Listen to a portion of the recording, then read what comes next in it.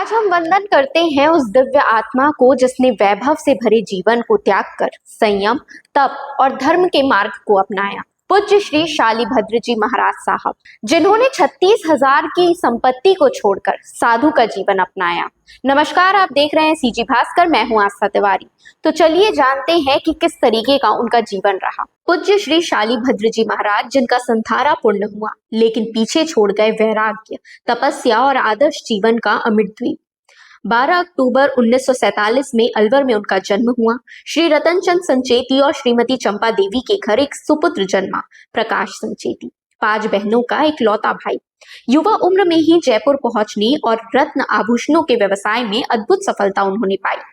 भारत ही नहीं, 50 से अधिक देशों में उनका नाम चमकने लगा और उनका जीवन राजसी से भरपूर था। महंगी कारें, बड़े बंगले, विदेश यात्राएं, सब कुछ था उनके पास। लेकिन एक दिन माता जी ने कहा, पुत्र, बहुत धन कमा लिया, अब धर्म कमाओ, साथ तो धर्म ही जाता है। यह वाक्य जीवन का मोड़ बन गया और सांसारिक चमक फीकी पड़ गई।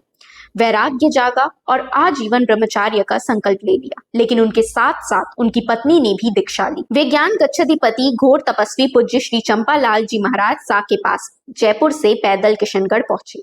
गुरुदेव श्री जी ने फरमाया कि आपने इतना वैभव पूर्ण जीवन जिया है, आपको ज्ञान गच्छ की संयम सामचारी का आभास भी नहीं है।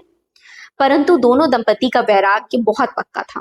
12 वर्ष वैराग्य में रहकर अंततः सितंबर 1994 को जयपुर में सादगी पूर्ण दीक्षा हुई और फिर प्रकाश संचेती बन गए पूज्य श्री शालिभद्र जी महाराज साहब और उनकी पत्नी बनी पूज्य श्रीमती शशि प्रभा जी मासा।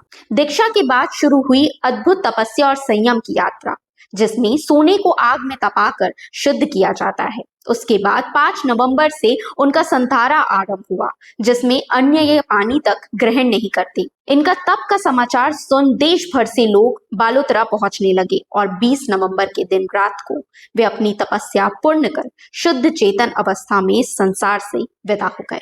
तो उनका जीवन यात्रा दिखाता है कि कितने मेहनती वो थे और उन्होंने सांसारिक मोह को छोड़ दिया था। जब उन्होंने अंतिम सांसें ली तब कितने सारे लोग वहां मौजूद थे। उनकी आत्मा को शांति मिले।